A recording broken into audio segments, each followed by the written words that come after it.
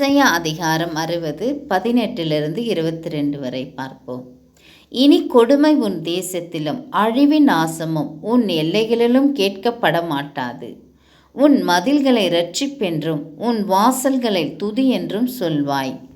இனி சூரியன் உனக்கு பகலிலே வெளிச்சமாயிராமலும் சந்திரன் தன் வெளிச்சத்தால் உனக்கு பிரகாசிக்காமலும் கர்த்தரே உனக்கு நித்திய வெளிச்சமும் உன் தேவனே உமக்கு மகிமையாயிருப்பார்.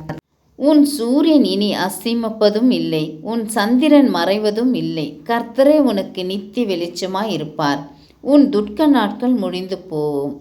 சின்னவன் 1000 சிறியவன் பலத்த ஜாதியும் ஆவான். கர்த்தராகிய நான் ஏற்ற காலத்திலே இதை தீவிரமாய் நடப்பிப்பேன். ஆமேன். கர்த்தரே நமக்கு நித்திய வெளிச்சமாய் இருப்பேன் என்று சொல்லியிருக்கிறார். இனி உன் துக்க நாட்கள் முடிந்து போகும் என்று சொல்லியிருக்கிறார். அதனால் மகிழ்ச்சியோடு அவரை ஆராதனை செய்து மகிமைப்படுத்துவோம். ஸ்தோத்திரம் ஆண்டவரே. டிசம்பர் 1ஆவது நாளில் இந்த திருவருகை காலத்திலே கர்த்தாவை நோக்கி பார்க்கிற பிள்ளைகள் சுவாமி நிறைவான ஆசீர்வாதத்தை பெற்றுக்கொள்ள கிருபை செய்வீராக ஆண்டவரே. 2 மீன் 5 அப்பத்தை ஆசீர்வதித்தது போல அவர்கள் ஆசீர்வாதத்தை பலுகும் பெருகும் செய்வீராக.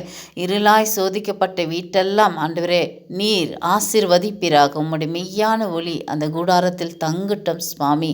நீர் ஒவ்வொரு வீட்டிலும் ஆண்டவரே நீர் கிறிஸ்து ராஜாவாய் பிறந்து அந்த கூடாரங்களெல்லாம் மகிழ்ச்சியும் சமாதானம் சந்தோஷம் நிலைக்க கிருபை செய்வீராக. இயேசுவின் நாமத்தினால் வேண்டிக் கொள்ளுகிறோம் நல்ல பிதாவே. ஆமேன்.